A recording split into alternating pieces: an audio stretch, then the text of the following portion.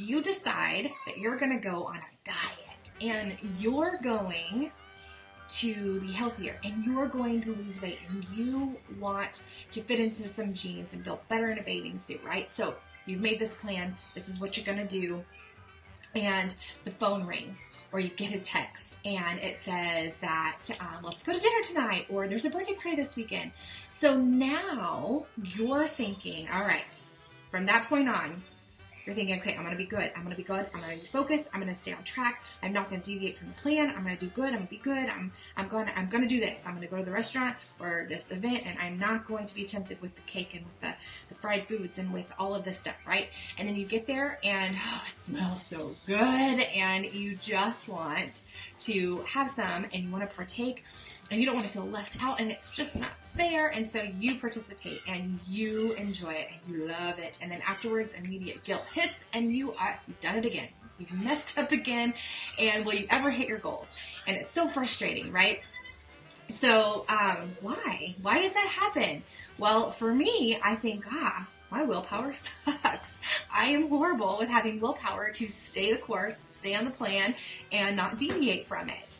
And that is what gets me to hitting my goals a lot farther in the future than what I want. It takes me away from already being at my goals right now, and it's going to make my journey a little bit longer and a little bit harder because I feel like I have little to no self-control in certain situations, certain times, and time blocks in my schedule, right?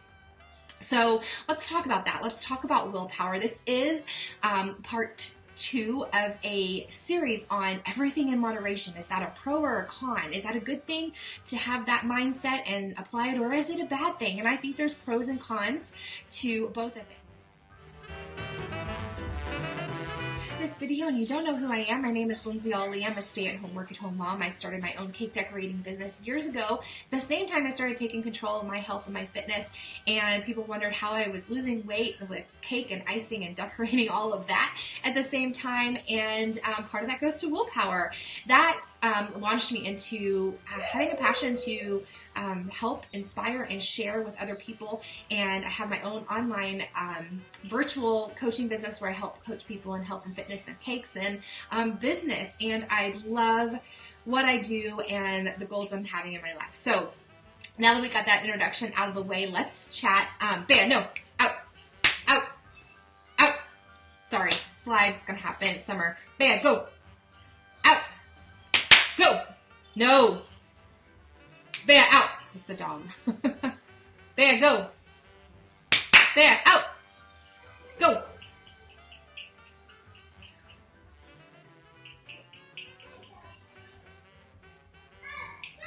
Okay, she's gonna just lay right there. You okay? She's old. She's getting old. Okay, back to business. So, I think most of the time that my willpower sucks and that I need to improve it and that something needs to be strengthened within me to get to my goals faster, and not faster in an unhealthy way, because I should already be at my goal based on, let's 2 pounds off a week, and how much time it's been since my last baby, and can I even call it baby weight anymore? So anyway, I think that I blame willpower a lot. And I think a lot of people do blame willpower. So I looked up the definition, and it was the ability to control yourself. And it was a strong determination to that allows people to do something that's hard. And this is hard. This journey, this weight loss thing, it is hard. And it doesn't matter if you're trying to lose 15 pounds and you just can't, or if you are on the long journey of losing 80 pounds, 100 pounds. It is one of the hardest things I have ever done, is to lose weight and to be healthier and to stay strong with my nutrition and to exercise even though I don't want to. And it's hard. So many people, they think that their lives will improve if they have this mysterious thing called willpower, right? If we could only have willpower, if I could only get this thing under control and have self-control and stay away from certain alcoholic beverages, stay away from certain foods that just make me gorge and go crazy, just stay away from buying and shopping so that I can save money for XYZ, so that I could stop procrastinating, so that I can do this and that and get these projects done. You know, if we had that and, you know, apply it to whatever else, then we would get this, and we would hit our goals, and we would achieve these things, and we would be so much better off in life, and we would be happier, and da-da-da-da-da. And I do think hitting goals and acquiring these types of things and attitudes and behaviors would allow us to be happier, because we would be hitting our goals and achieving those goals. And sometimes willpower comes in the way, or lack of, I should say. So I was reading up on willpower because I need it. And I came across some information and some studies. And one study that they did, there was a questionnaire, and you judged yourself on your own willpower. And they did kids, they did, you know, grade school, high school, college, and beyond. And so this one particular that I remember looking at, it had a question like for the kids, like, do you want $1 now, or do you want $2 later?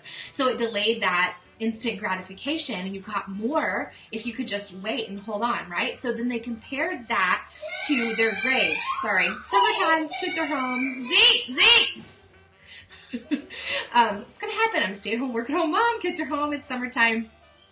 Anyway, they compared their scores to their grades, like how they graded themselves with self-control, to their actual grades. And what they saw, and this is amazing to me, they saw that if they scored themselves high on having self-control, that they tended to have higher grades and higher IQs, and so their academics were better. And I thought that was interesting. And so they did this beyond just grade school and beyond college. They did another study where it tracked like 0 to year 32. They tracked these people. And it was so interesting when I was reading. Y'all need to look this up for yourself. Of course, do your own research. But they tracked these people, and those people that had higher self-control also tended to have better mental and physical health. They had less abuse, less substance abuse. They had less criminal records. They had better savings. They were more financially stable. All so interesting and makes sense. It makes sense. So back to the definition. The psychologists were, what I was reading, and this was just several articles, they were kind of all across the board, the ones that I was looking at, and they talked about how they dug deeper into that level of just, you know, this is having the determination to, a strong determination to do something hard, which was the definition we just talked about. And they talked about how it's the ability to delay that gratification. It's the ability to not want it now like our society wants. I want to lose the weight now, and I want to see those results right now. I want to do good on one day, and tomorrow morning I want to be down 15 pounds, which is so unreasonable. But we also get angry whenever we do good for this one day and we don't lose the weight the next day. And we don't realize that if we just do baby steps for an intense time, an intense extended period of time, then it would add up to so much more. So they also talked about, psychologists talking about the delayed instant gratification, and it's resisting that short-term temptation or goal, or temptation or want for a long-term goal. So, yes, good job. Okay, we're potty training. You just brought me underwear. Okay. A Batman watch. Okay, good job. Yeah. Yeah, you're welcome. Okay, go play. Okay, go play for mommy. No, you gotta put these underwear on real quick. Excuse me. There's a intermission from talking about. Yeah. Okay. Good job. Go. Yeah. Okay. Bye. Anyway, what was I saying? It's resisting the short-term temptations to meet long-term goals. It's that capacity to override what we want now for that impulse that we want now and that feeling that we want now, so that we can get something better later that takes a little longer to happen. There was another study, and this one was interesting to me, because it started talking about how we can deplete our self-control or our willpower. So they did a study, and they put a plate of cookies and a plate of radishes in the room. And then they sent people in, and they told this group, you know, have the willpower to not eat those cookies and eat the radishes. And they told the opposite to the other group, eat the cookies, don't eat the radishes. And then they gave them this puzzle, and they gave them 30 minutes to, not yet. They gave them a puzzle to figure out, and they gave them 30 minutes to do it.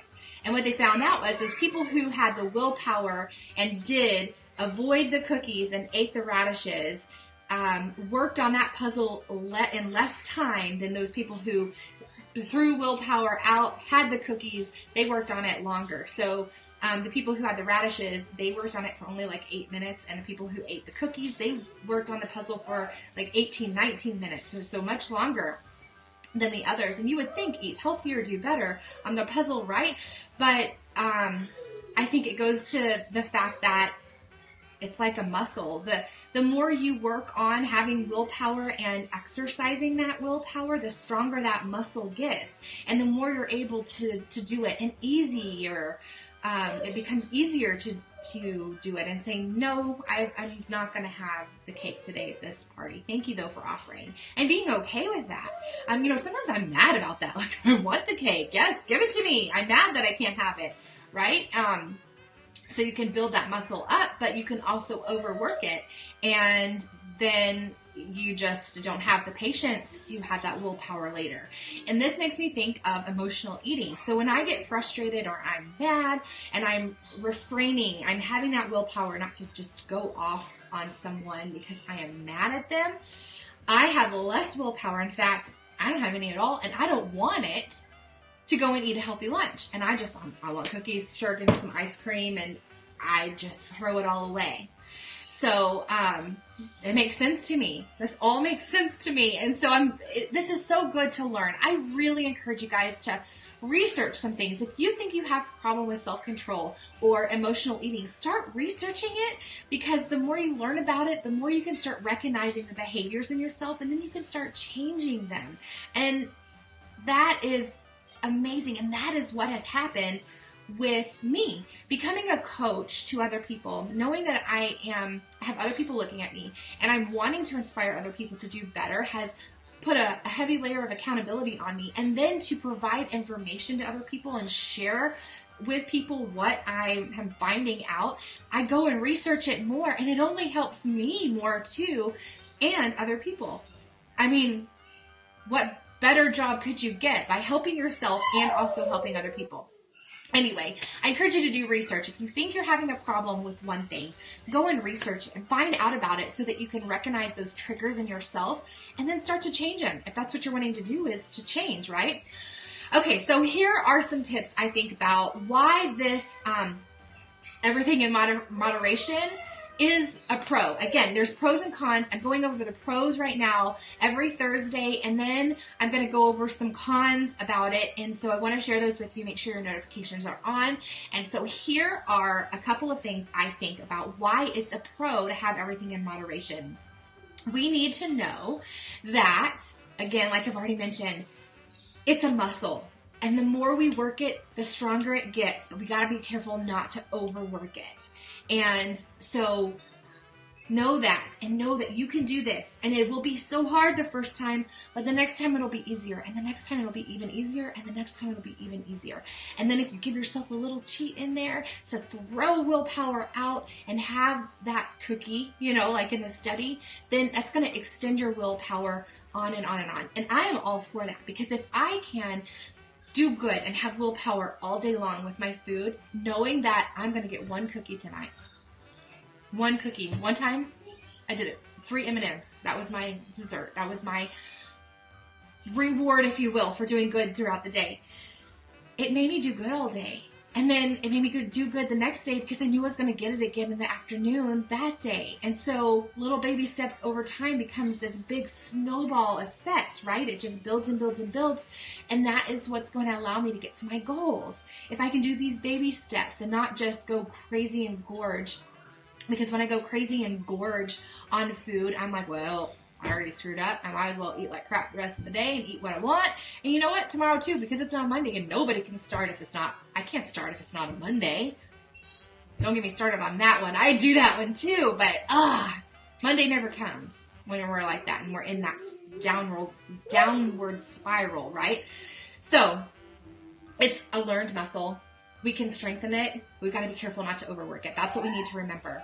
Another thing that we need to remember is that we need to set an internal motivation. Don't do it for someone else. Don't do it for any external reason. Do it for a reason inside of you. They call it your why. Why are you doing this? Why do you want to lose weight? Do you want to look in the mirror and be happy about that? Do you want to walk into the dressing room and feel awesome about trying on clothes and walk out not crying? Do you want to be able to feel better? Your joints and your knees ache, and you want your arthritis to feel better. You want to have a healthier gut and not feel bloated. Do you want to have longevity to your life and be around for your children and your grandchildren? And not only be around for them, but have a quality life around them and enjoy them. What is your reason? We've got to have an internal motivation for that. So you've got to get that. Thirdly, we've got to monitor and track. That which we do not track and monitor, we cannot change. You know, we can't change it. If we don't even know where we are and where we want to go with certain habits and behaviors that we have, there's no way we can change it. If we don't know that we are eating, 16 cookies a day throughout the day, we're just thinking, I just have one here and there. 16 a day is a lot. Or whatever that number is. It's amazing the little things that I just have a bite every once in a while. When we add those up, how much it's actually in our routine. And if we took it out, major changes could happen. So we've got to monitor and track our behaviors and our habits and then apply some changes to it, right? And then the last one is, it goes back to that, don't let that muscle of willpower be overworked. We've got to allow ourselves some cheats. We've got to schedule in and plan ahead those things that we're going to eat healthy and have a little bit of guilty pleasures, as long as it doesn't take us overboard. And we've got to do that so it doesn't take us overboard. In my opinion, at least for me, that's what it is. So, there you have it. There's a second pro to everything in moderation is a good thing. It's a good phrase. Can y'all go play in there for a second? Zeke, take him in there. So that's a pro for us, right? And that's a reason. So again, last week I talked about the first pro, and that was on how it adds variety to ourselves. And then this week we talked about willpower. Next week we're going to talk about guilt. So join me next week. Make sure you have the notifications turned on. And again, my name is Lindsay Ali, and I thank you so much for being here and watching this. If you spent time with me, peace. I just mess up so much, but it's life, so what are you going to do, right? Post below where you're watching in from. I'd love to know where you're watching from and what kind of journey you're on. What are your goals? Are you trying to lose weight, get toned, get fit, just feel better? All of the above right here for me. I'm down 80, 50, and 50 after each of my pregnancies, and I've got another 60 to go. So I'm just sharing this with you in hopes that it would help inspire you, motivate you, give you a little bit of information about it so that you can jumpstart your own research on it and whatever you're trying to accomplish in your life. So again, thank you so much for joining, and hopefully I will catch y'all in the next video. Make sure you come back next week for more information on if this phrase, everything in moderation, is a good thing or a bad thing. All right, y'all have a great day, a great evening. Enjoy your summer, and I'll talk to y'all later.